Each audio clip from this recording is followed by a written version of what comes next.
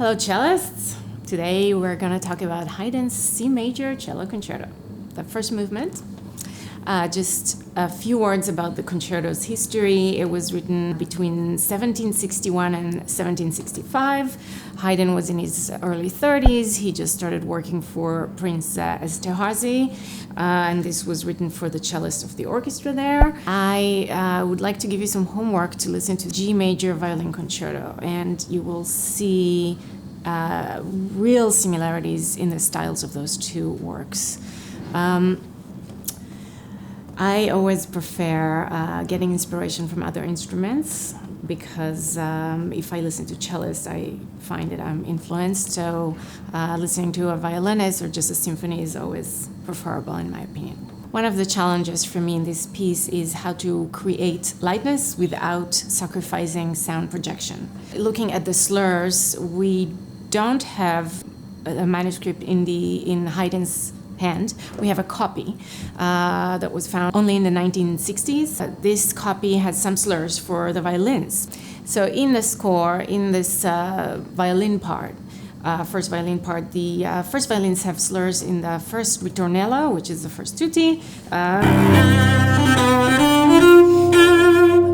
You don't have to play these slurs. The cello part did not have those slurs. And so you have a choice.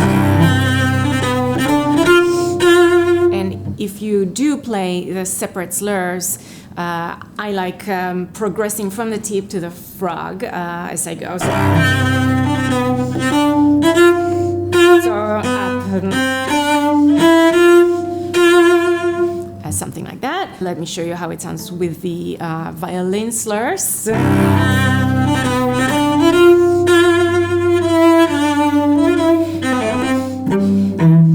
Now we have little carrots or little dashes going up above these eighth notes. So some may interpret them as staccato marks or just short notes, or perhaps even emphasize slightly. I think the interesting thing to do here is to play the next bar, bar 24, with a full bow. So here it's short and light, and here it's not short and not light. Of course, we have chords, so naturally will sound fuller, and I like to use a lot of bow there. I like those differences in articulation. I think bringing them out adds a lot to the piece. Let's look at bar 27 to bar 30. Here we have a line going from G to F to E to D, C, and B. And so when you play this, just keep that long line in mind.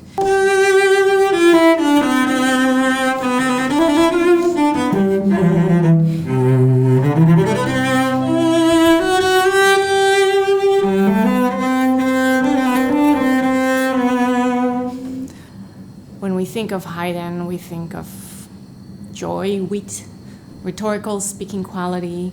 The rhetorical speaking quality is a quality that was prized, especially in the 18th century. And that means that sometimes you don't just sing, you can really feel like you're speaking. For clarity, I like lifting my fingers.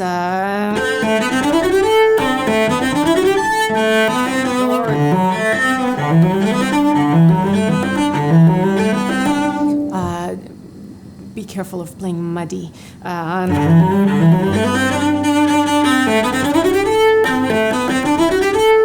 As always, I like practicing those scales with the dotted rhythm, and then reverse. There's many other techniques for practicing fast scales. I like also playing one note and then two notes, three notes, four, always taking care to use the correct slurs. etc., etc. I think that's very effective. One more way of practicing this and any other fast passage that requires agility is by grouping. So, for example, in bar 34, I will take a group of 4 notes, the first 4 notes, and add one from the next group. So that's 5 notes, and then the next group will start from the second group. Yes. And then we'll start from the D. Again, taking care to always start on the correct slur. So, and starting up again. And then putting them all together. This is just a great way to practice your coordination, left and right coordination. Let's look again at the very beginning. It's such an important beginning where basically that's the make or break time. The audience will be really at the edge of their seat, or they'll be like, okay. So in bar 24, I feel like the second group should be more than the first group. And then more. One way of thinking about it, one thing I see a lot with my students is shying away from playing near the bridge in the higher positions, and maybe because we are afraid we'll play out of tune, or it's less comfortable, whatever the reason is, try to avoid doing that. So, for example, bar 46.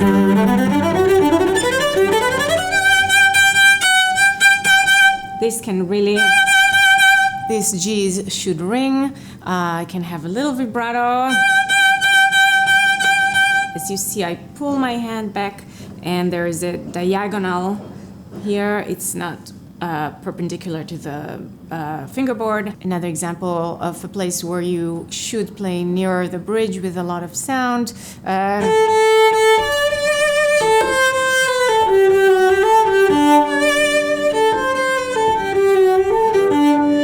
So we have here the same phrase comes twice, 37, and then at bar 38. So let's change those 2 times.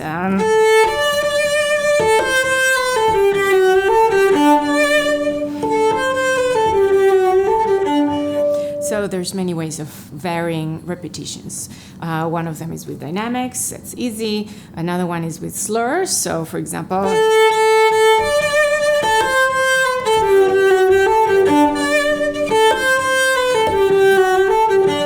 so in 37, I grouped the 16th notes 2 and 2.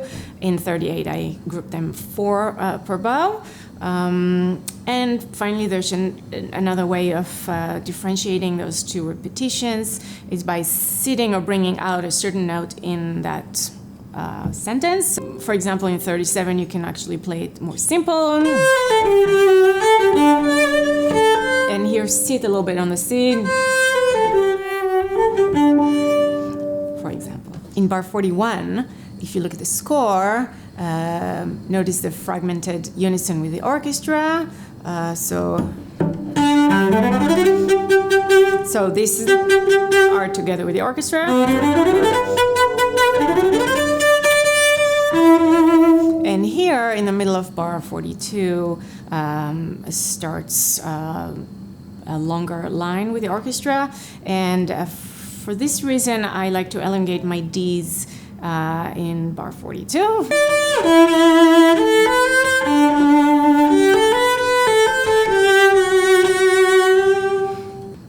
Another thought is that those 2 bars 41 and the first half of 42, they move in half notes.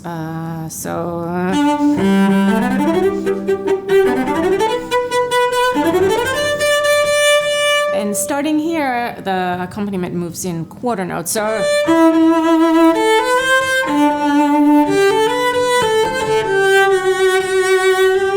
and when you rehearse with the pianist, try to listen to that and see if that's gonna change the pacing of your phrase.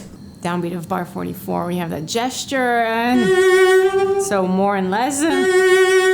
those appoggiatura means literally leaning on, and so lean on that F sharp. Let me play from 43 so we get the context.